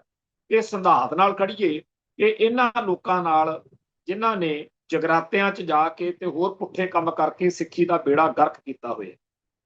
ਖੈਰ, ਜਿਹੜੇ ਲੋਕਾਂ ਨੂੰ ਇਹ ਬੁਖਾਰ ਚੜਿਆ ਰਹਿੰਦਾ ਕਿ ਹਿੰਦੂ ਸਿੱਖ ਏਕਤਾ ਬੜੀ ਜ਼ਰੂਰੀ ਹੈ, ਉਹਨਾਂ ਨੂੰ ਇਹ ਸ਼ਾਇਦ ਚੇਤਾ ਨਾ ਹੋਵੇ ਕਿ ਜਦੋਂ ਇੱਥੇ ਲੜਾਈ ਦਾ ਮਾਹੌਲ ਬਣਿਆ ਸੀ, ਉਦੋਂ ਫਿਰ ਉਹ ਬਹਾਨਾ ਬਣਾ ਕੇ ਕਰਤਾਰਪੁਰ ਦਾ ਤੇ ਪਾਕਿਸਤਾਨ ਦਾ ਲਾਂਘਾ ਜਿਹੜਾ ਸੀ ਉਹ ਬੰਦ ਕੀਤਾ ਸੀ। ਪਰ ਕਰਤਾਰਪੁਰ ਦਾ ਲਾਂਘਾ ਅੱਜ ਤੱਕ ਬੰਦ ਹੈ। ਸਿੱਖ ਉੱਥੇ ਮੱਥਾ ਟੇਕਦੇ ਸੀ, ਸਿੱਖ ਸ਼ਰਧਾ ਤੇ ਸਤਿਕਾਰ ਭੇਂਟ ਕਰਦੇ ਸੀ, ਪਰ ਉਹ ਬੰਦ ਹੈ। ਖੈਰ, ਘੱਟੋ ਘੱਟ 500 ਤੋਂ ਉੱਪਰ ਗੁਰਦੁਆਰੇ ਬਾਹਮਣਾਂ ਨੇ ਦੱਬੇ ਹੋਏ ਨੇ। ਇੱਕ ਵੀ ਹਿੰਦੂ ਨੇ ਕਦੇ ਹੱਕ ਵਿੱਚ ਸਿੱਖਾਂ ਦੇ ਹਾਂ ਦਾ ਨਾਰਾ ਨਾ ਮਾਰਿਆ, ਨਾ ਉਹਨਾਂ ਨੂੰ ਕੋਈ ਇਹ ਲੋੜ ਲੱਗਦੀ। ਸਭ ਤੋਂ ਸ਼ਰਮਨਾਕ ਗੱਲ ਇਹ ਹੈ ਕਿ ਸਾਡੀ ਬੱਬਰ ਸ਼ੇਰਾਂ ਦੀ ਕੌਮ ਇਸ ਮਸਲੇ ਉੱਤੇ ਚੁੱਪ ਗੜੁੱਪ, ਕਦੇ ਕਿਸੇ ਨੇ ਨਹੀਂ ਕਿਹਾ ਕਿ ਮਟਨ ਦਾ ਉਹ ਗੁਰਦੁਆਰਾ ਜਿਹੜਾ ਕਸ਼ਮੀਰ ਦੇ ਵਿੱਚ ਅਨੰਤਨਾਗ ਦੇ ਵਿੱਚ ਹੈ, ਉੱਥੇ ਬਾਹਮਣਾਂ ਦਾ ਕਬਜ਼ਾ ਹੈ ਤੇ ਕਿਉਂ ਹੈ। ਇਵੇਂ ਹੀ ਗੁਰਦੁਆਰਾ ਡਾਂਗ ਮਾਰ ਸਾਹਿਬ ਸਿੱਕਮ ਦਾ ਮਸਲਾ ਹੈ, ਜਗਨਨਾਥਪੁਰੀ ਦਾ ਗੁਰਦੁਆਰਾ, ਫਿਰ ਗਵਾਲੀਅਰ ਦੇ ਕਿਲੇ ਵਿੱਚ ਜਿੱਥੇ 6ਵੇਂ ਪਾਤਸ਼ਾਹ ਕੈਦ ਰਹੇ ਨੇ, ਉੱਥੇ ਇੱਕ ਗੁਰਦੁਆਰਾ ਹੈ। ਇਹ ਸਾਰੇ ਗੁਰਦੁਆਰਿਆਂ ਦਾ ਮੰਦਰੀਕਰਨ ਹੋ ਰਿਹਾ ਤੇ ਘੱਟੋ ਘੱਟ 500 ਇਹੋ ਜਿਹੇ ਗੁਰਦੁਆਰੇ ਨੇ ਜਿਨ੍ਹਾਂ ਦੇ ਉੱਤੇ ਬਾਹਮਣਾਂ ਦਾ ਕਬਜ਼ਾ ਹੈ ਤੇ ਇੱਥੇ ਸਾਡੀ ਕੌਮ ਕਹਿੰਦੀ ਜੀ ਸਾਡੀ ਤਾਂ ਚੜ੍ਹਾਈ ਬੜੀ ਹੈ। ਗੁਰਦੁਆਰਾ ਗਿਆਨ ਗੋਦੜੀ ਦਾ ਮਸਲਾ ਹੈ, ਅੱਜ ਫੇਰ ਚਰਚਾ 'ਚ ਹੈ। ਅਜੀਤ ਅਖਬਾਰ ਦੇ ਉੱਤੇ ਸਰਦਾਰ ਹਰਜਿੰਦਰ ਸਿੰਘ ਲਾਲ ਨੇ ਇਸ ਮਸਲੇ ਤੇ ਲਿਖਿਆ ਕਿ ਹਰਿਦੁਆਰ ਵਿੱਚ ਗੁਰਦੁਆਰਾ ਗਿਆਨ ਗੋਦੜੀ ਸਾਹਿਬ ਦੀ ਮੁੜ ਉਸਾਰੀ ਲਈ ਸਾਰੀ ਉਮਰ ਸੰਘਰਸ਼ ਕਰਨ ਵਾਲੇ ਸਿੱਖ ਆਗੂ ਹਰਜੀਤ ਸਿੰਘ ਦੂਆ ਨਹੀਂ ਰਹੇ। ਇਹ ਗੁਰਦੁਆਰਾ ਸਾਹਿਬ ਸ੍ਰੀ ਗੁਰੂ ਨਾਨਕ ਦੇਵ ਜੀ ਵੱਲੋਂ ਸੂਰਜ ਦੇ ਉਲਟ ਪਾਣੀ ਦੇ ਕੇ ਸਮਝਾਉਣ ਦੀ ਘਟਨਾ ਵਾਲੀ ਥਾਂ ਤੇ ਬਣਿਆ ਹੋਇਆ ਸੀ, ਜੋ ਹਰ ਕੀ ਪੌੜੀ ਤੇ ਹੀ ਸਥਿਤ ਸੀ। ਪਰ 1979 ਵਿੱਚ ਗੰਗਾ ਸੁੰਦਰੀਕਰਨ ਵੇਲੇ ਇਸ ਨੂੰ ਢਾਹ ਦਿੱਤਾ ਗਿਆ। ਕੁਝ ਲੋਕ 1984 ਵਿੱਚ ਢਾਹੇ ਜਾਣ ਦੀ ਗੱਲ ਵੀ ਕਰਦੇ ਹਨ। ਇਹ ਗੁਰਦੁਆਰਾ 1866 ਵਿੱਚ ਬਣਨਾ ਸ਼ੁਰੂ ਹੋਇਆ, 1935 ਵਿੱਚ ਮੁਕੰਮਲ ਹੋਇਆ। 2003 ਵਿੱਚ ਘੱਟ ਗਿਣਤੀ ਕਮਿਸ਼ਨ ਦੇ ਚੇਅਰਮੈਨ ਤਰਲੋਚਨ ਸਿੰਘ ਦੇ ਦਫ਼ਤਰ ਵਿੱਚ ਮੀਟਿੰਗ ਵਿੱਚ ਦੂਆ, ਹਰਿਦੁਆਰ ਦੇ ਡੀਸੀ ਤੇ ਯੂਪੀ ਕੈਨਾਲ ਮਹਿਕਮੇ ਦੇ ਅਫਸਰਾਂ ਵਿੱਚ ਸਮਝੌਤਾ ਹੋਇਆ ਸੀ ਕਿ ਇੱਥੋਂ ਕਰੀਬ 200 ਗਜ਼ ਦੀ ਦੂਰੀ ਤੇ ਗੁਰੂ ਨਾਨਕ ਦੇਵ ਦੀ ਯਾਦ ਵਿੱਚ ਇੱਕ ਥਾਂ ਨਾਨਕਵਾੜਾ ਦੀ ਜਗ੍ਹਾ ਸਿੱਖਾਂ ਨੂੰ ਗੁਰਦੁਆਰਾ ਸਾਹਿਬ ਬਣਾਉਣ ਲਈ ਅਲਾਟ ਕੀਤੀ ਜਾਵੇਗੀ। ਸਿੱਖਾਂ ਨੇ ਇਸ ਥਾਂ ਤੇ ਕਬਜ਼ਾ ਕਰਕੇ ਸ਼ੈੱਡ ਬਣਾ ਕੇ ਆਰਜੀ ਗੁਰਦੁਆਰਾ ਤਾਂ ਬਣਾ ਲਿਆ, ਪਰ ਅਜੇ ਤੱਕ ਸਿੱਖਾਂ ਨੂੰ ਉਹ ਜਗ੍ਹਾ ਕਾਨੂੰਨੀ ਤੌਰ ਤੇ ਨਹੀਂ ਮਿਲੀ। ਗੌਰਤਲਬ ਹੈ ਕਿ ਇਸ ਜਗ੍ਹਾ ਦੀ ਗੱਲ ਉਸ ਵੇਲੇ ਦੇ ਉੱਤਰਾਖੰਡ ਦੇ ਰਾਜਪਾਲ ਸੁਰਜੀਤ ਸਿੰਘ ਬਰਨਾਲਾ ਵੱਲੋਂ ਘੱਟ ਗਿਣਤੀ ਕਮਿਸ਼ਨ ਦੇ ਉਸ ਵੇਲੇ ਦੇ ਉਪ ਚੇਅਰਮੈਨ ਤਰਲੋਚਨ ਸਿੰਘ ਨੂੰ ਕਹਿਣ ਤੇ ਤੁਰੀ ਸੀ। ਭਾਵੇਂ ਇਹ ਜਗ੍ਹਾ ਉੱਤਰਾਖੰਡ ਵਿੱਚ ਹੈ, ਪਰ ਇਸ ਦੀ ਮਾਲਕੀ ਅਜੇ ਵੀ ਯੂਪੀ ਨਹਿਰੀ ਵਿਭਾਗ ਦੀ ਹੈ। ਹਰਜੀਤ ਸਿੰਘ ਦੂਆ ਦੀ ਅਗਵਾਈ ਵਿੱਚ ਤੇ ਸਿੱਖ ਸੰਸਥਾਵਾਂ ਦੀ ਹਮਾਇਤ ਨਾਲ ਗੁਰੂ ਨਾਨਕ ਸਾਹਿਬ ਦੇ 550ਵੇਂ ਸ਼ਤਾਬਦੀ ਸਮਾਰੋਹ ਮੌਕੇ ਇੱਕ ਵਫਦ ਪ੍ਰਧਾਨ ਮੰਤਰੀ ਨਰਿੰਦਰ ਮੋਦੀ ਨੂੰ ਇਸ ਸੰਬੰਧੀ ਮਿਲਿਆ ਵੀ ਸੀ, ਪਰ ਮਾਮਲਾ ਅਜੇ ਵੀ ਲਟਕ ਰਿਹਾ ਹੈ। ਗੌਰਤਲਬ ਹੈ ਕਿ 17 ਸਤੰਬਰ 2003 ਨੂੰ ਤਰਲੋਚਨ ਸਿੰਘ ਨੇ ਗੁਰਦੁਆਰਾ ਕਮੇਟੀ ਨੇ ਮਾਲਕੀ ਦੇਣ ਦੀ ਚਿੱਠੀਆਂ ਵੀ ਲਿਖੀਆਂ ਸਨ, ਜਿਸ ਤੋਂ ਬਾਅਦ ਚੀਫ ਸੈਕਟਰੀ ਨੇ ਵੀ ਇਹ ਜਗ੍ਹਾ ਸਿੱਖ ਕਮੇਟੀ ਨੂੰ ਦੇਣ ਲਈ ਯੂਪੀ ਦੇ ਅਧਿਕਾਰੀਆਂ ਨੂੰ ਪੱਤਰ ਲਿਖਿਆ, ਪਰ ਮਾਮਲਾ ਅਜੇ ਵੀ ਲਟਕ ਰਿਹਾ ਹੈ। ਪਿਛਲੇ 5 ਸਾਲਾਂ ਤੋਂ ਇੱਕ Sikh lieutenant general retired Gurmeet Singh Uttarakhand ਦੇ ਰਾਜਪਾਲ ਹਨ। ਹੁਣ ਜਦੋਂ ਹਰਮਜੀਤ ਸਿੰਘ ਦੂਆ ਜ਼ਿੰਦਗੀ ਭਰ ਸੰਘਰਸ਼ ਕਰਕੇ ਸਵਰਗ ਸੁਧਾਰ ਗਏ ਹਨ, ਤਾਂ ਉਹਨਾਂ ਨੂੰ ਸੱਚੀ ਸ਼ਰਧਾਂਜਲੀ ਇਹੀ ਹੋ ਸਕਦੀ ਹੈ ਕਿ ਸਰਕਾਰ ਕਾਨੂੰਨੀ ਤੌਰ ਤੇ ਉਹਨਾਂ ਨਾਲ ਕੀਤੇ ਫੈਸਲੇ ਮੁਤਾਬਕ ਇਸ ਗੁਰਦੁਆਰੇ ਦੀ ਮਾਲਕੀ ਗੁਰਦੁਆਰਾ ਕਮੇਟੀ ਨੂੰ ਸੌਂਪ ਦੇਵੇ। ਇਸ ਮਾਮਲੇ ਵਿੱਚ ਸਿੱਖਾਂ ਦੀ ਹਾਲਤ ਤਾਂ ਤਾਹਿਰ ਅਜੀਮ ਦੇ ਇਸ ਸ਼ੇਰ ਵਰਗੀ ਹੈ, ਮੁਝਕੋ ਵੀ ਹੱਕ ਹੈ ਜ਼ਿੰਦਗਾਨੀ ਕਾ, ਮੈਂ ਵੀ ਕਿਰਦਾਰ ਹੂੰ ਕਹਾਣੀ ਕਾ। ਹੁਣ ਜਿਹੜੀ ਇਹ ਸਰਦਾਰ ਹਰਜਿੰਦਰ ਸਿੰਘ ਲਾਲ ਦੀ ਆਪਾਂ ਰਿਪੋਰਟ ਪੜ੍ਹੀ ਹੈ, ਇਹਦੇ ਵਿੱਚ ਤੁਸੀਂ ਦੇਖ ਸਕਦੇ ਹੋ ਕਿ ਸਰਜੀਤ ਸਿੰਘ ਬਰਨਾਲਾ ਉਸ ਉੱਤਰਾਖੰਡ ਦਾ ਰਾਜਪਾਲ ਸੀ ਤੇ ਘੱਟ ਗਿਣਤੀ ਕਮਿਸ਼ਨ ਦਾ ਚੇਅਰਮੈਨ ਉਪ ਚੇਅਰਮੈਨ ਤਰਲੋਚਨ ਸਿੰਘ ਸੀ। ਕੀ ਕਰ ਲਿਆ ਇਹਨਾਂ ਨੇ? ਜਿਹੜੇ ਲੰਡੂ ਮਤਾਂ ਦਿੰਦੇ ਰਹਿੰਦੇ ਆ ਕਿ ਸਿਸਟਮ ਦਾ ਹਿੱਸਾ ਬਣੋ, ਉਪ ਚੇਅਰਮੈਨ ਨੇ ਤਰਲੋਚਨ ਸਿੰਘ ਨੇ ਤੇ ਰਾਜਪਾਲ ਬਰਨਾਲੇ ਨੇ ਕੀ ਕਰ ਲਿਆ? ਹੁਣ ਵੀ ਆ ਤੁਹਾਡੇ ਸਾਹਮਣੇ ਲਿਖਿਆ ਹੋਇਆ ਕਿ 5 ਸਾਲ ਤੋਂ ਇੱਕ Sikh lieutenant general retired Gurmeet Singh Uttarakhand ਦਾ ਰਾਜਪਾਲ ਕੀ ਕਰ ਲਿਆ ਉਹਨੇ? ਇਹ ਤੋਂ ਇਲਾਵਾ ਡਾਕਟਰ ਮਨਮੋਹਨ ਸਿੰਘ ਪ੍ਰਧਾਨ ਮੰਤਰੀ ਰਹੇ, ਉਹਨੇ ਸਾਡੇ ਸਿੱਖਾਂ ਦੇ ਕਿੰਨੇ ਕੁ ਮਸਲੇ ਹੱਲ ਕਰਾਤੇ। ਇਹਦੇ ਤੋਂ ਇਲਾਵਾ ਇਸ ਮੌਕੇ ਸਾਰੇ ਭਾਰਤ ਵਿੱਚ ਇੱਕ ਦੋ ਨਹੀਂ ਹਜ਼ਾਰਾਂ ਹੀ ਸਿੱਖ ਵੱਡੇ ਅਹੁਦਿਆਂ ਤੇ ਨੇ। ਪੰਜਾਬ ਦੇ ਵਿੱਚ ਸੱਤਾ 'ਚ ਤਾਂ ਸਿੱਖ ਹੀ ਹੁੰਦੇ ਨੇ। ਇਹ ਸਾਰੇ ਜਿਹੜੇ ਨੇ, ਇਹਨਾਂ ਵਿੱਚੋਂ ਬਹੁਤਿਆਂ ਦੀ ਪ੍ਰਾਪਰਟੀ ਜਾਇਦਾਦ ਬੱਲੇ ਬੱਲੇ ਦੇ ਕੋਈ ਅੰਤ ਨਹੀਂ। ਪਰ ਇਹ ਆਗੂ ਕਦੇ ਤੁਸੀਂ ਸੁਣਿਆ ਕਿ ਸਿੱਖ ਕੌਮ ਦੇ ਮਸਲਿਆਂ ਬਾਰੇ ਕੋਈ ਗੱਲ ਕਰਦੇ ਹੋ? ਇਹ ਸਾਰੇ ਦੇ ਸਾਰੇ ਚੰਗੀ ਤਰ੍ਹਾਂ ਸਮਝ ਚੁੱਕੇ ਨੇ ਕਿ ਜੇ ਅਸੀਂ ਕੌਮ, ਧਰਮ, ਪੰਜਾਬ, ਪੰਥ ਦੇ ਮਸਲਿਆਂ ਦੀ ਗੱਲ ਕੀਤੀ ਤਾਂ ਭਾਰਤ ਮਾਤਾ ਨਾਰਾਜ਼ ਹੋ ਜਾਊ, ਹਿੰਦੂ ਭਾਈਚਾਰਾ ਨਾਰਾਜ਼ ਹੋ। ਇਸ ਕਰਕੇ ਸਿੱਖਾਂ ਦੀ ਜਾਂ ਸਿੱਖੀ ਦੀ ਗੱਲ ਛੱਡੋ, ਆਪਾਂ ਨਜ਼ਾਰੇ ਲਓ। ਸੋ ਜਿਹੜੇ ਲੋਕਾਂ ਨੂੰ ਸਾਡੀ ਕੌਮ ਲੀਡਰ ਮੰਨੀ ਫਿਰਦੀ ਹੈ, ਇਹ ਸਾਰੇ ਲੋਕ ਤਾਂ ਕਦੇ ਵੀ ਉਹਨਾਂ ਮਸਲਿਆਂ ਦੇ ਉੱਤੇ ਬੋਲਣ ਜੋਗੇ ਨਹੀਂ ਹੈ। ਬੰਦੀ ਸਿੰਘਾਂ ਦੀ ਰਿਹਾਈ ਦੀ ਗੱਲ, ਜਿਹਦੇ ਉੱਤੇ ਸਾਡੇ ਚੰਡੀਗੜ੍ਹ ਦੇ ਵਿੱਚ ਲੋਕ ਮੋਰਚਾ ਲਾਈ ਬੈਠੇ, ਭਾਈ ਜਗਤਾਰ ਸਿੰਘ ਹਵਾਰਾ ਦੀ ਰਿਹਾਈ ਦੀ ਗੱਲ, ਜਾਂ ਇਹ ਤੋਂ ਇਲਾਵਾ ਜੱਗੀ ਜੌਹਲ ਸਮੇਤ ਹੋਰ ਬਹੁਤ ਸਾਰੇ ਸਿੰਘਾਂ ਦੇ ਮਸਲੇ ਉੱਤੇ ਕਦੇ ਆਪਾਂ ਸੋਚਿਆ ਵੀ ਸਾਡੇ ਆਗੂ ਜਿਹੜੇ ਨੇ ਇਹ ਕਿਉਂ ਨਹੀਂ ਬੋਲਦੇ? ਪੰਜਾਬ ਦਾ ਮੁੱਖ ਮੰਤਰੀ ਭਗਵੰਤ ਮਾਨ ਹੋਵੇ, ਚਰਨਜੀਤ ਸਿੰਘ ਚੰਨੀ ਹੋਵੇ, ਕੈਪਟਨ ਅਮਰਿੰਦਰ ਸਿੰਘ ਹੋਵੇ ਜਾਂ ਸੁਖਬੀਰ ਸਿੰਘ ਬਾਦਲ, ਚੇਤੇ ਕਰੋ ਉਹ ਦਿਨ ਜਦੋਂ ਪੰਜਾਬ ਦੇ ਵਿੱਚ ਸਿੱਖ ਜੁਝਾਰੂਆਂ ਦੀ, ਸਿੱਖ ਨਜ਼ਰਬੰਦਾਂ ਦੀ ਰਿਹਾਈ ਲਈ ਮੋਰਚਾ ਭਖਿਆ ਹੋਇਆ ਸੀ। ਸੁਖਬੀਰ ਬਾਦਲ ਤੇ ਉਸ ਮੌਕੇ ਦਾ ਡੀਜੀਪੀ ਸਮੇਤ ਸੈਣੀ ਲਗਾਤਾਰ ਭਕਾਈ ਮਾਰਦੇ ਹੁੰਦੇ ਸੀ ਵੀ ਅਸੀਂ ਕੁਝ ਕਰ ਹੀ ਨਹੀਂ ਸਕਦੇ। ਜਿੰਨੀ ਗੰਦੀ ਭੈੜੀ ਨੀਚ ਬੋਲ ਬਾਣੀ ਜਥੇਦਾਰ ਜਗਤਾਰ ਸਿੰਘ ਹਵਾਰੇ ਨੂੰ ਕਾਤਲ ਦਰਿੰਦਾ ਕਹਿ ਕੇ ਸੁਖਬੀਰ ਬਾਦਲ ਨੇ ਬੋਲੀ ਹੈ, ਉਹ ਹਿੰਦੂ ਭਾਈਚਾਰੇ ਨੂੰ ਖੁਸ਼ ਕਰਨ ਲਈ ਸੀ। ਜਿੱਦਣ ਇੱਕ ਫੋਟੋ 7-8 ਸਾਲ 10 ਸਾਲ ਪਹਿਲਾਂ ਬੜੀ ਚੱਲੀ, ਹੋਲੀ ਵਾਲਾ ਦਿਨ ਸੀਗਾ, ਮੂੰਹ ਸਿਰ ਰੰਗ ਕੇ 3-4 ਵਜੇ ਸੁਖਬੀਰ ਬਾਦਲ ਨੇ ਆਪਦਾ ਪਿੰਡਾ ਰੰਗ ਕੇ, ਬਾਲ ਖਿਲਾਰ ਕੇ ਇੱਕ ਫੋਟੋ ਕਰਵਾਈ ਤੇ ਸੋਸ਼ਲ ਮੀਡੀਆ ਤੇ ਛੱਡ ਦਿੱਤੀ। ਲੋਕ ਅਵਾ ਤਵਾ ਬੋਲਣ ਲੱਗ ਪਏ ਵੀ ਅਕਾਲੀ ਦਲ ਦਾ ਪ੍ਰਧਾਨ ਇਹੋ ਜਿਹੀਆਂ ਕਰਤੂਤਾਂ ਕਰਦਾ ਚੰਗਾ ਨਹੀਂ ਲੱਗਦਾ।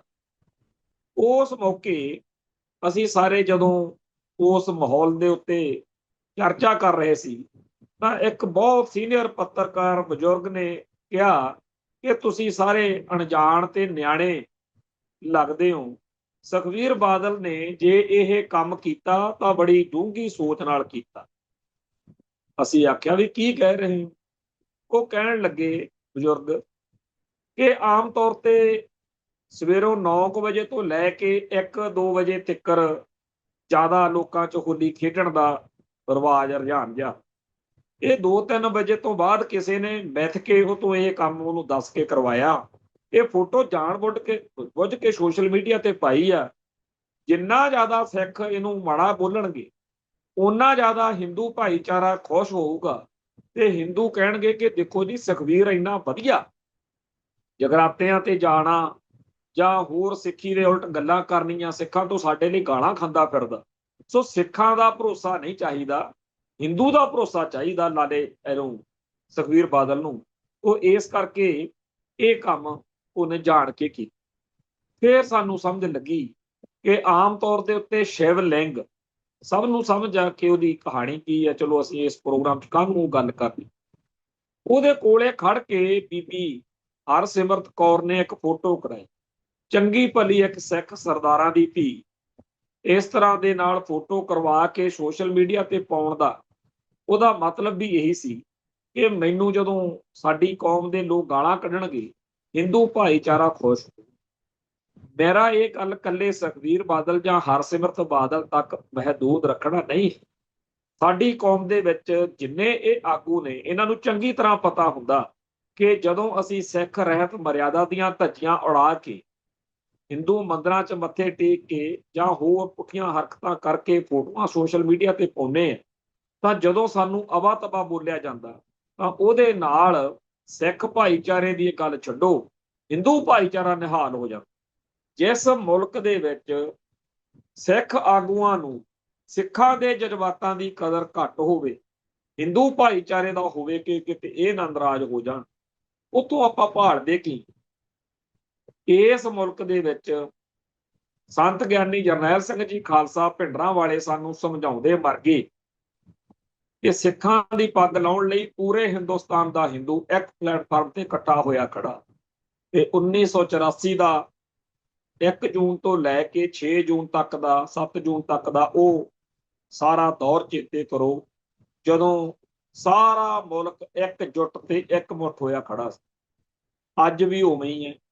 ਤੋਂ ਸਾਡੇ ਭਾਈਚਾਰੇ ਦੇ ਲੋਕਾਂ ਨੂੰ ਇਹ ਵਹਿਮ ਆਪਦੇ ਦਿਮਾਗ ਚੋਂ ਕੱਢ ਦੇਣਾ ਚਾਹੀਦਾ ਕਿ ਕਦੇ ਕੋਈ ਚੰਗਾ ਹਿੰਦੂ, ਜਿਹਨੂੰ ਤੁਸੀਂ ਕਹਿੰਦੇ ਹੋ ਜੀ ਫਲਾਨਾ ਬਹੁਤ ਵਧੀਆ, ਹਾਂ ਸਾਡੀ ਕੌਮ ਦੇ ਵਿੱਚੋਂ ਉਹ ਮਾਤਾ ਦਾ ਮਾਨ ਜਿਹਨੂੰ ਕਲਗੀਧਰ ਦੇ ਲਾਲ ਬੜੇ ਭੈੜੇ ਲੱਗਦੇ ਆ, ਉਹ ਜ਼ਰੂਰ ਮੱਤਾਂ ਦੇ ਸਕਦੇ ਆ। ਕਿਸੇ ਵੇਲੇ ਐਡਵੋਕੇਟ ਫੂਲਕਾ ਜੀ ਪੂਰੀ ਕੌਮ ਨੂੰ ਜਚਾ ਰਹੇ ਸੀ ਕਿ ਦੇਖਿਓ ਕਿਵੇਂ ਇਹਨਾਂ ਨੂੰ ਨਵੰਬਰ 84 ਦੇ ਕਾਤਲਾਂ ਨੂੰ ਫਾਂਸੀਆਂ ਹੁੰਦੀਆਂ। ਆਖਰ ਸਿਸਟਮ ਨੇ ਉਹਨਾਂ ਨੂੰ ਅਕਲ ਦਿੱਤੀ ਕਿ ਉਹਨਾਂ ਨੇ ਸਾਡੀ ਕੌਮ ਨੂੰ ਕਰਾਹੇ ਪਾਉਣਾ ਚਾਹਿਆ ਕਿ ਜੀ ਸਿੰਬੋਲਿਕ ਜਸਟਿਸ ਮਿਲ ਸਕਦਾ। ਸਿੰਬੋਲਿਕ ਜਸਟਿਸ ਕੀ ਹੁੰਦੀ? ਹੁਣ ਇੱਥੇ ਹੀ ਮੈਨੂੰ ਉਹ ਗੱਲ ਕਹਿਣੀ ਪੈਣੀ ਹੈ ਕਿ ਬੀਤੀਆਂ ਸਦੀਆਂ ਵਿੱਚ ਸਾਡੀ ਸਾਰੀ ਕੌਮ ਇਕਜੁੱਟ ਤੇ ਇਕਮੁੱਠ ਹੁੰਦੀ ਸੀ ਤੇ ਜਦੋਂ ਵੀ ਸਾਡੀ ਕੌਮ ਨਾਲ ਕਿਸੇ ਨੇ ਬੁਰਾ ਕੀਤਾ ਤਾਂ ਪੂਰੀ ਕੌਮ ਦੀ ਭਾਵਨਾ ਦੇ ਅਨੁਸਾਰ ਜੋ ਸਿੱਖਾਂ ਤੋਂ ਸਰਿਆ ਆਪ ਕੀਤਾ। ਕਦੇ ਵੀ ਕਿਸੇ ਦੁਸ਼ਮਣ ਤੋਂ ਮੁਆਵਜ਼ੇ ਨਹੀਂ ਮੰਗੇ, ਕਦੇ ਵੀ ਕਿਸੇ ਦੁਸ਼ਮਣ ਤੋਂ ਇਨਸਾਫ ਦੇ ਲਈ ਅਰਜ਼ੀਆਂ ਨਹੀਂ ਦਿੱਤੀਆਂ। ਆਪ ਜੋ ਕਰਨਾ ਸੀ ਕੀਤਾ ਤੇ ਅੱਜ ਉਸ ਇਤਿਹਾਸ ਕਰਕੇ ਆਪਾਂ ਸਾਰੇ ਉਹਨਾਂ ਧਿਰਾਂ ਦੇ ਨੁਮਾਇੰਦਿਆਂ ਸਾਹਮਣੇ ਕਦੇ ਸ਼ਰਮਸ਼ਾਰ ਨਹੀਂ ਹੁੰਦੇ ਜਿਨ੍ਹਾਂ ਨੇ ਸਾਡੇ ਉੱਤੇ ਬੀਤੇ ਦੌਰ ਵਿੱਚ ਵਧੀਕੀ ਕੀਤੀ ਸੀ, ਲੇਖਾ ਨਾਲ ਦੀ ਨਾਲ ਨਿਬੇੜਦੇ। ਪਰ ਅੱਜ ਸਾਨੂੰ ਇਹ ਮੱਤ ਦਿੱਤੀ ਜਾ ਰਹੀ ਹੈ ਕਿ ਜਿਹੜੀ ਕੌਮ ਨੇ ਤੁਹਾਡੀਆਂ ਇੱਜ਼ਤਾਂ ਲੁੱਟੀਆਂ, ਤੁਹਾਡੇ ਗੁਰਧਾਮ ਢਾਏ, ਤੁਹਾਡੇ ਨਾਲ ਬੁਰਾ ਕੀਤਾ, ਉਹਦੇ ਮੂਹਰੇ ਮੰਗਤਿਆਂ ਵਾਂਗ ਇਨਸਾਫ ਲੈਣ ਲਈ ਖੜ ਜਾਓ। 1984 ਤੋਂ ਨਾ ਇਨਸਾਫ ਮਿਲਿਆ ਤੇ ਨਾ ਮਿਲਣਾ। ਜਿਸ ਮੁਲਕ ਦਾ ਅਸੂਲ ਹੀ ਇਹ ਆ ਕਿ ਇਨਸਾਫ ਨਾ ਦੇਣਾ ਹੀ ਇਨਸਾਫ ਹੈ, ਉਸ ਮੁਲਕ ਦੇ ਵਿੱਚ ਐਵੇਂ ਚੱਕ ਕੇ ਟਿੰਡ ਫੋੜੀਆਂ ਜਿਹੀਆਂ ਦੂਜੇ ਦਿਨ ਤੁਰ ਪੈਂਦੇ। ਫਿਰ ਜਿਹੜੇ ਸਾਡੇ ਸਿੰਘਾਂ ਨੇ ਕੰਮ ਕੀਤਾ, ਜਿਨ੍ਹਾਂ ਨੇ ਦਿੱਲੀ 'ਚ ਜਾ ਕੇ ਉਹਨਾਂ ਨੂੰ ਸੋਧੇ ਲਾਏ, ਉਹਨਾਂ ਨੂੰ ਕਈ ਸਾਡੇ ਭਰਾ ਕਹਿੰਦੇ ਆ ਕਿ ਜੀ ਇੰਡੀਆ ਦੇ ਹਿਸਾਬ ਨਾਲ ਉਹ ਬੜੇ ਮਾੜੇ ਸੀ, ਉਹਨਾਂ ਨੇ ਆਹ ਕਰ। ਮੈਂ ਕਹਿੰਦਾ ਜਿੰਨੇ ਕੁ ਠੋਕਣੇ ਸੀ ਸਿੱਖਾਂ ਨੇ ਠੋਕ ਲਏ। ਬਾਅਦ ਵਿੱਚ ਤਾਂ ਕਿਸੇ ਨੂੰ ਇੰਡੀਆ ਨੇ ਆਪ ਤਾਂ ਕੁਛ ਨਹੀਂ ਕੀਤਾ, ਨਾ ਕਰਨਾ ਸੀ। ਸੋ ਇਹ ਮਾਹੌਲ ਵਿੱਚ ਜਦੋਂ ਇੰਡੀਅਨ ਸਟੇਟ ਸਿਸਟਮ ਹਿੰਦੂਤਵ ਦੇ ਨਜ਼ਰੀਏ ਅਨੁਸਾਰ ਸਿੱਖੀ ਅਤੇ ਸਿੱਖਾਂ ਦੇ ਖਿਲਾਫ ਚੱਲ ਰਿਹਾ, ਆਪਾਂ ਕਦੋਂ ਕੁ ਤੱਕ ਆਪਣੇ ਆਪ ਨੂੰ ਝੂਠ ਬੋਲਦੇ ਰਹਿਣਾ ਕਿ ਜੀ ਇੱਥੇ ਸਾਡੀ ਬੜੀ ਸੁਣਵਾਈ ਹੈ, ਸਾਡੀ ਬੜੀ ਕਦਰ ਵਾ। ਸੱਚਾਈ ਇਹ ਹੈ ਕਿ ਵੱਡੇ ਤੋਂ ਵੱਡੇ ਅਹੁਦੇ ਤੇ ਬੈਠੇ ਕਿਸੇ ਵੀ ਸਿੱਖ ਦੀ ਅਗਲੇ ਜਦੋਂ ਮਰਜ਼ੀ ਬੇਇੱਜ਼ਤੀ ਕਰ ਸਕਦੇ। ਇਸ ਮੁਲਕ ਦੇ ਵਿੱਚ ਦਲਿਤ ਭਾਈਚਾਰੇ ਚੋਂ ਜਾਂ ਮੁਸਲਮਾਨਾਂ ਚੋਂ ਜਾਂ ਹੋਰਨਾਂ ਕੌਮਾਂ ਦੇ ਵਿੱਚੋਂ ਅਹੁਦਿਆਂ ਤੇ ਬੜੇ ਲੋਕ ਪਹੁੰਚਦੇ, ਪਰ ਬ੍ਰਾਹਮਣਵਾਦ ਜਦੋਂ ਮਰਜ਼ੀ ਜੁੱਤੀ ਮਾਰ ਕੇ ਅਕਲ ਟਿਕਾਣੇ ਲਿਆ ਜਾਂਦਾ। ਅੱਜ ਪੰਜਾਬ ਦੇ ਵਿੱਚ ਸਾਡੀ ਕੌਮ ਦਾ ਜਿਸ ਤਰੀਕੇ ਨਾਲ ਦਿਨੋਂ ਦਿਨ ਗਿਣਤੀ ਘਟ ਰਹੀ ਹੈ, ਸਾਡੀ ਸਮਰੱਥਾ ਸ਼ਕਤੀ, ਸਾਡਾ ਸਾਰਾ ਕੁਝ ਨੂੰ ਖੋਰਾ ਲੱਗ ਰਿਹਾ, ਸਿੱਖੀ ਦਾ ਤੇ ਸਿੱਖਾਂ ਦਾ ਬਾਹਮਣੀਕਰਨ ਹੋ ਰਿਹਾ। ਇਸ ਮੌਕੇ ਜਿਹੜੇ ਧਰਮ ਲਈ ਕੌਮ ਲਈ ਲੜਦੇ ਆ, ਉਹਨਾਂ ਦਾ ਸਾਥ ਸਹਿਯੋਗ ਦੇਣ ਦੀ ਥਾਂ ਐਵੇਂ ਬੈਠ ਕੇ ਕੀੜੇ ਕੱਢੀ ਜਾਣੇ ਕਿ ਜੀ ਇਹ ਤਾਂ ਰੈਡੀਕਲ ਵਾ, ਇਹ ਤਾਂ ਜੀ ਪਾਕਿਸਤਾਨ ਦੇ ਏਜੰਟ ਨੇ, ਇਹ ਤਾਂ ਜੀ ਕੱਲ ਕਲਾ ਨੂੰ ਮਾਹੌਲ ਖਰਾਬ ਕਰਨਗੇ। ਇਹਨਾਂ ਗੱਲਾਂ ਦੇ ਬਜਾਏ ਹਕੀਕਤ ਨੂੰ ਸਮਝੀਏ ਤੇ ਸੱਚਾਈ ਦਾ ਸਾਥ ਦਈਏ। 6 ਜੂਨ ਨੂੰ ਇਸ ਵਾਰ ਵੀ ਦਰਬਾਰ ਸਾਹਿਬ ਦੇ ਵਿੱਚ ਸ਼ਹੀਦੀ ਦਿਹਾੜਾ ਮਨਾਇਆ ਜਾਣਾ। ਘੱਲੂਘਾਰੇ ਦੀ ਯਾਦ ਵਿੱਚ ਸੰਗਤਾਂ ਜੁੜਨਗੀਆਂ। ਹਰ ਸਾਲ ਦੀ ਤਰ੍ਹਾਂ 5 ਜੂਨ ਨੂੰ ਦਲ ਖਾਲਸਾ ਵੱਲੋਂ ਹੋਰ ਸਿੱਖ ਜੁਝਾਰੂ ਜਥੇਬੰਦੀਆਂ ਦੇ ਨਾਲ ਮਾਰਚ ਕੱਢਿਆ ਜਾਣਾ ਤੇ ਉਹ ਮਾਰਚ ਹਰ ਸਾਲ ਦੀ ਤਰ੍ਹਾਂ ਦਰਬਾਰ ਸਾਹਿਬ ਜਾ ਕੇ ਸਮਾਪਤੀ ਤੇ ਹਰੇਕ ਸਾਲ ਦੀ ਤਰ੍ਹਾਂ 6 ਜੂਨ ਨੂੰ ਅੰਮ੍ਰਿਤਸਰ ਸ਼ਹਿਰ ਬੰਦ ਵੀ ਰੱਖਿਆ ਜਾਂਦਾ ਤੇ ਦੁਨੀਆ ਭਰ ਦੇ ਹੋਰ ਮੁਲਕਾਂ ਦੇ ਵਿੱਚ ਘੱਲੂਘਾਰੇ ਦੀ ਯਾਦ ਵਿੱਚ ਸਮਾਗਮ ਜਿਹੜੇ ਆ ਉਹਨਾਂ ਦੀਆਂ ਖਬਰਾਂ ਆ ਰਹੀਆਂ ਨੇ। ਖਾਸ ਤੌਰ ਦੇ ਉੱਤੇ ਕੈਨੇਡਾ, ਅਮਰੀਕਾ, ਆਸਟ੍ਰੇਲੀਆ, ਪਾਕਿਸਤਾਨ ਤੇ ਹੋਰਨਾਂ ਥਾਵਾਂ ਤੋਂ ਖਬਰਾਂ ਜਿਹੜੀਆਂ ਨੇ ਉਹ ਮਿਲੀਆਂ ਨੇ। ਹੋਰ ਵੀ ਕਈ ਥਾਵਾਂ ਦੇ ਉੱਤੇ ਸਮਾਗਮ ਜਿਹੜੇ ਆ ਉਹ ਮਨਾਏ ਜਾਣੇ ਆ। ਪਰ ਮੈਂ ਇਹ ਕਹਿਣਾ ਚਾਹੁੰਦਾ ਕਿ ਜਿਹੜਾ ਅਸੀਂ ਰਵਾਇਤੀ ਜਿਹਾ ਤਰੀਕਾ ਫੜ ਲਿਆ ਇਹ ਦਿਹਾੜੇ ਮਨਾਉਣ ਦਾ, ਇਹਦੇ ਨਾਲ ਗੱਲ ਬਣੇਗੀ? ਅਸੀਂ ਆਪਣੇ ਬੱਚਿਆਂ ਨੂੰ ਇਹ ਦੱਸਣ ਵਿੱਚ ਅਸਫਲ ਹੁੰਦੇ ਜਾ ਰਹੇ ਹਾਂ ਕਿ ਸਾਡੇ ਨਾਲ ਕੀ ਵਾਪਰਿਆ ਸੀ। ਜੂਨ 84 ਅਤੇ ਨਵੰਬਰ 84 ਦੇ ਬਾਰੇ ਏਦਾਂ ਗੱਲ ਨਹੀਂ ਚੱਲਣੀ ਜਿਵੇਂ ਆਪਾਂ ਹੁਣ ਕਰ ਰਹੇ। ਸਾਨੂੰ ਬਹੁਤ ਵੱਡੇ ਪੱਧਰ ਦੇ ਉੱਤੇ ਸਾਡੀ ਕੌਮ ਦੇ ਬੱਚਿਆਂ ਨੂੰ ਸਮਝਾਉਣਾ ਪਏਗਾ ਕਿ ਕਿਵੇਂ ਆਪਣੇ ਹੱਕਾਂ ਤੇ ਇਨਸਾਫ ਦੀ ਲੜਾਈ ਲੜਦੇ ਬਿਲਕੁਲ ਪੀਸਫੁਲ ਤੇ ਡੈਮੋਕ੍ਰੈਟਿਕ ਤਰੀਕੇ ਨਾਲ ਧਰਮ ਯੁੱਧ ਮੋਰਚਾ ਲਾਈ ਬੈਠੇ ਸਾਡੇ ਕੌਮ ਦੇ ਲੋਕਾਂ ਨੂੰ ਇਸ ਇੰਡੀਅਨ ਸਟੇਟ ਨੇ ਤਿਰੰਗੇ ਝੰਡੇ ਲਾ ਕੇ ਟੈਂਕਾਂ ਤੋਪਾਂ ਸਮੇਤ ਆ ਕੇ ਇੱਥੇ ਕਹਿਰ ਵਪਰਾਇਆ ਸੀ। ਜਿਹੜੇ ਸਾਨੂੰ ਦੁਸ਼ਮਣ ਇਸ ਤੋਂ ਪਹਿਲਾਂ ਟੱਕਰੇ ਸੀ ਉਹਨਾਂ ਬਾਰੇ ਸਾਨੂੰ ਕੋਈ ਬਿਲਕੁਲ ਸਪਸ਼ਟ ਸੀਗਾ ਕਿ ਇਹ ਹੋਰ ਨੇ ਜਿਨ੍ਹਾਂ ਨਾਲ ਸਾਡਾ ਪਹਿਲਾਂ ਕੋਈ ਇਹੋ ਜਿਹਾ ਨਾਤਾ ਰਿਸ਼ਤਾ ਨਹੀਂ ਸੀ। ਪਰ ਹਿੰਦੂ ਭਾਈਚਾਰੇ ਉੱਤੇ ਸਾਡੀ ਕੌਮ ਦੇ ਅਹਿਸਾਨ ਬੜੇ ਸੀ। ਇਹਨਾਂ ਨੂੰ ਨਾ 9ਵੇਂ ਪਾਤਸ਼ਾਹ ਦੇ ਅਹਿਸਾਨ ਚੇਤੇ ਰਹੇ, ਨਾ 10ਵੇਂ ਪਾਤਸ਼ਾਹ ਦੇ ਅਹਿਸਾਨ ਚੇਤੇ ਰਹੇ, ਨਾ 18ਵੀਂ ਸਦੀ ਵਿੱਚ ਜਿਸ ਤਰੀਕੇ ਨਾਲ ਇਹਨਾਂ ਦੀਆਂ ਇੱਜ਼ਤਾਂ ਜਿਹੜੀਆਂ ਕਿ ਕਾਬਲ ਕੰਧਾਰ ਗਜ਼ਨੀ ਵਿੱਚ ਲੁੱਟੀਆਂ ਜਾ ਰਹੀਆਂ ਸੀ, ਨਾ ਇਹਨਾਂ ਨੂੰ ਇਹ ਚੇਤਾ ਕਿ 1947 ਤੋਂ ਬਾਅਦ ਭਾਰਤ ਦੀ ਅਜ਼ਮਤ ਨੂੰ ਬਚਾਉਣ ਲਈ ਕਿਵੇਂ ਲੋਕਾਂ ਨੇ ਕੁਰਬਾਨੀਆਂ ਕੀਤੀਆਂ। ਉਲਟਾ ਇਹ ਹਰ ਥਾਂ ਤੋਂ ਸਿੱਖਾਂ ਦੀ ਆਇਡੈਂਟੀਟੀ, ਸਿੱਖਾਂ ਦੀ ਹਸਤੀ ਮਿਟਾ ਰਹੇ ਨੇ, ਸਿੱਖਾਂ ਨੂੰ ਹਿੰਦੂ ਬਣਾ ਰਹੇ ਨੇ, ਸਿੱਖੀ ਦਾ ਬਾਹਮਣੀਕਰਨ ਕਰ ਰਹੇ ਨੇ ਤੇ ਸਾਡੇ ਬੰਦਿਆਂ ਨੂੰ ਹਿੰਦੂ ਸਿੱਖ ਏਕਤਾ ਦਾ ਬੁਖਾਰ ਚੜਿਆ ਹੋਇਆ। ਇਹ ਬੁਖਾਰ ਕੌਮ ਨੂੰ ਬਹੁਤ ਮਹਿੰਗਾ ਪਵੇਗਾ। ਬਾਦਲਕਿਆਂ ਸਮੇਤ ਹੋਰ ਜਿਨ੍ਹਾਂ ਨੇ ਲਾਹੇ ਲਏ ਨੇ ਉਹਨਾਂ ਦਾ ਮੂੰਹ ਕਾਲਾ ਇੱਥੇ ਵੀ ਹੋਣਾ, ਸਦੀਆਂ ਤੱਕ ਰਹਿਣਾ ਵੀ ਆਪਦੇ ਸਵਾਰਥਾਂ ਲਈ ਪੂਰੀ ਕੌਮ ਦੀ ਬਲੀ ਦੇ ਦਿੱਤੀ। ਪਰ ਜੇ ਸਾਡੇ ਅੰਦਰ ਮਾੜਾ ਮੋਟਾ ਪੰਥ ਪ੍ਰਸਤੀ ਦਾ ਜਜ਼ਬਾ ਹੈ, ਜੇ ਸਾਨੂੰ ਗੁਰੂ ਸਾਹਿਬਾਨ ਦੇ ਸਿੱਖ ਫਲਸਫੇ ਉੱਤੇ ਮਾਣ ਹੈ, ਤਾਂ ਸਾਨੂੰ ਹਕੀਕਤ ਜਿਹੜੀ ਆ ਉਹ ਸਮਝਣੀ ਚਾਹੀਦੀ ਆ ਕਿ ਘੱਲੂਘਾਰੇ ਤੋਂ ਹੋਰ ਵੱਧ ਕੀ ਵਾਪਰ ਜਾਵੇ।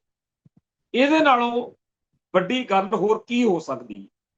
ਗੁਰਬਾਣੀ ਸਾਨੂੰ ਸਪਸ਼ਟ ਕਰਦੀ ਹੈ, ਕਾਦੀ ਕੂੜ ਬੋਲ ਮਲ ਖਾਏ, ਬਾਹਮਣ ਨਾਵੈ ਜੀਆ ਘਾਏ, ਜੋਗੀ ਜੁਗਤ ਨਾ ਜਾਣੈ ਅੰਧ, ਕੀਨੈ ਉਜਾੜੇ ਕਾ ਬੰਧ।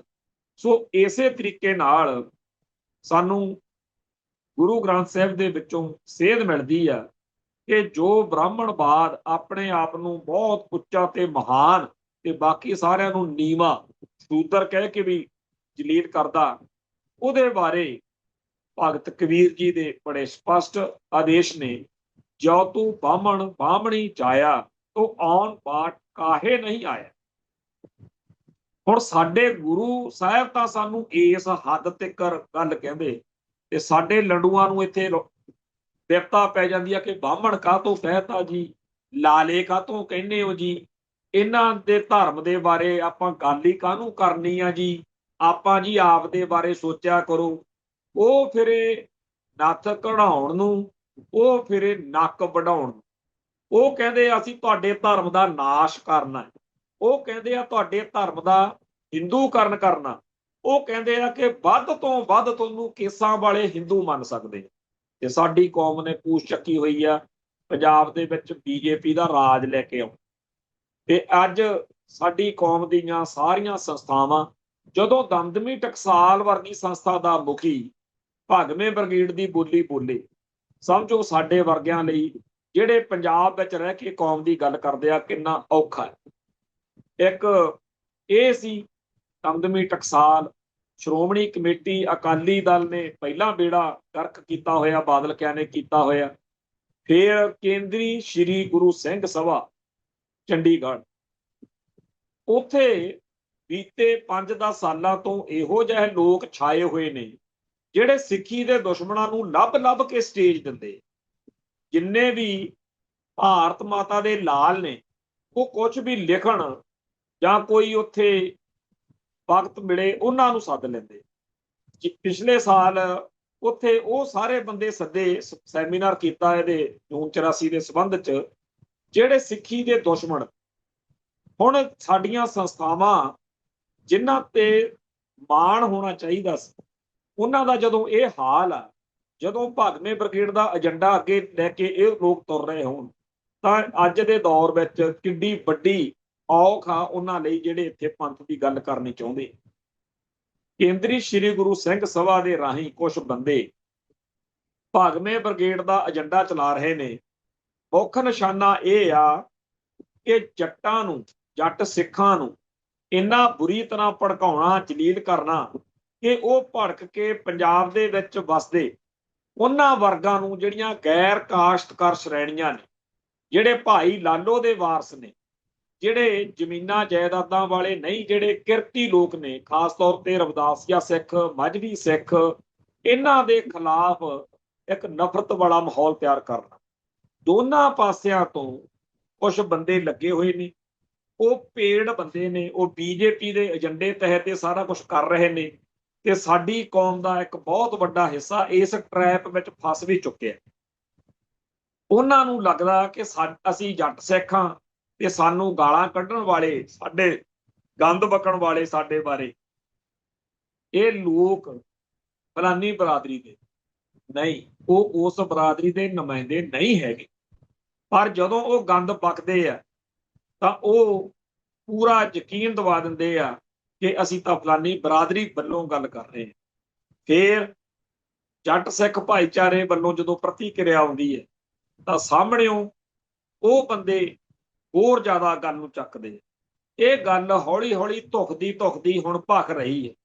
ਅਫਸੋਸ ਦੀ ਬਾਤ ਇਹ ਹੈ ਕਿ ਕਈ ਉਹ ਚਿਹਰੇ ਜਿਨ੍ਹਾਂ ਦਾ ਸਾਡੇ ਕੌਮ ਦੇ ਸਮਾਜ ਦੇ ਵਿੱਚ ਅਸਥਾਨ ਹੈ, ਜਦੋਂ ਉਹ ਵੀ ਇਹ ਗੰਦ ਪਿੱਲ ਦਾ ਹਿੱਸਾ ਬਣ ਗਏ ਤਾਂ ਅੱਜ ਬੋਲਣਾ ਪੈ ਰਿਹਾ। ਸਾਡੀ ਕੌਮ ਨੂੰ ਮਾਣ ਹੈ ਕਿ ਅਸੀਂ ਜਾਤ ਵਰਣ ਦੀਆਂ ਵੰਡੀਆਂ ਤੋਂ ਦੂਰ, ਪਰ ਆਹ ਸਾਰਾ ਕੁਝ ਜਿਹੜਾ ਜੱਟ ਸਿੱਖ ਵਰਸਸ ਅਦਰਸ ਦਾ ਇੱਥੇ ਇੱਕ ਮਾਹੌਲ ਸਿਰਜਿਆ ਜਾ ਰਿਹਾ, ਇਹ ਬਹੁਤ ਖਤਰਨਾਕ ਹੈ। ਪਤਾ ਨਹੀਂ ਸਾਡੀਆਂ ਸੰਸਥਾਵਾਂ ਦੇ ਉੱਤੇ ਕਾਬਜ ਇਹ ਲੋਕ ਕਿਉਂ ਸ਼ਰਮ ਨਹੀਂ ਮੰਨਦੇ ਕਿ ਅਸੀਂ ਤਾਂ ਗੁਰੂ ਦੇ ਪੰਥ ਦੀ, ਗੁਰੂ ਦੇ ਸਿਧਾਂਤ ਦੀ ਗੱਲ ਕਰਨੀ ਸੀ ਤੇ ਅਸੀਂ ਕੀ ਕਰ ਰਹੇ ਹਾਂ। ਖੈਰ, ਸਮਾਂ ਜਿਹੜਾ ਹੈ ਉਹ ਬੜਾ ਬਲਵਾਨ ਹੈ। ਸਮਾਂ ਕਦੇ ਕਿਸੇ ਨੂੰ ਬਖਸ਼ਦਾ ਨਹੀਂ, ਕਦੇ ਕਿਸੇ ਦਾ ਲਿਹਾਜ਼ ਨਹੀਂ ਕਰਦਾ। ਇਤਿਹਾਸ ਵਿੱਚ ਸਭ ਕੁਝ ਦਰਜ ਹੋ ਰਿਹਾ। ਜੇ ਅੱਜ ਬਾਬਾ ਧੁੰਮਾ ਬੀਜੇਪੀ ਦਾ ਝੋਲਾ ਚੱਕ ਕੇ, ਝੰਡਾ ਚੱਕ ਕੇ ਪੰਜਾਬ ਦੇ ਵਿੱਚ ਵੀ ਬੀਜੇਪੀ ਦੇ ਗੁਣ ਗਾ ਕੇ ਉਹਦੇ ਰਾਜ ਭਾਗ ਲਈ ਕਰਦਾ ਹੈ, ਇਹ ਵੀ ਇਤਿਹਾਸ ਵਿੱਚ ਦਰਜ ਹੋ ਜਾਣਾ। ਤੇ ਜਿਹੜੇ ਲੋਕ ਹੋਰ ਭਾਗਵੇਂ ਬ੍ਰਿਗੇਡ ਦੇ ਲਈ ਇੱਥੇ ਜ਼ਮੀਨ ਤਿਆਰ ਕਰਦੇ ਫਿਰਦੇ ਆ, ਉਹਨਾਂ ਦਾ ਵੀ ਸਭ ਕੁਝ ਦਰਜ ਹੋ ਜਾਣਾ। ਤੇ ਇਹ ਵੀ ਦਰਜ ਹੋ ਜਾਣਾ ਕਿ ਉਦੋਂ ਚਾਹੇ ਇਹਨਾਂ ਦੇ ਪੱਲੇ ਕੁਛ ਸੀ ਚਾਹੇ ਨਹੀਂ, ਇਹਨਾਂ ਨੇ ਠੋਕਮਾ ਵਿਰੋਧ ਕੀਤਾ ਤੇ ਹਰ ਹੀਲਾ ਵਰਤ ਕੇ ਕੌਮ ਦੀ, ਪੰਥ ਦੀ, ਧਰਮ ਦੀ ਚੜ੍ਹਦੀ ਕਲਾ ਕੀਤੀ। ਅੱਜ ਦੇ ਇਸ ਪ੍ਰੋਗਰਾਮ ਦੇ ਅੰਤਮ ਵਕਤ ਵਿੱਚ ਮੈਂ ਜਿਹੜੀਆਂ ਕੱਲ ਇਲੈਕਸ਼ਨਾਂ ਹੋ ਕੇ ਹਟੀਆਂ ਉਹਦੇ ਸੰਬੰਧ 'ਚ ਕੁਝ ਗੱਲਾਂ ਕਰਨੀਆਂ ਚਾਹੁੰਦਾ ਕਿ ਇਹ ਇਲੈਕਸ਼ਨਾਂ ਕੋਈ ਜਿੱਤੇ ਤੇ ਕੋਈ ਹਾਰੇ।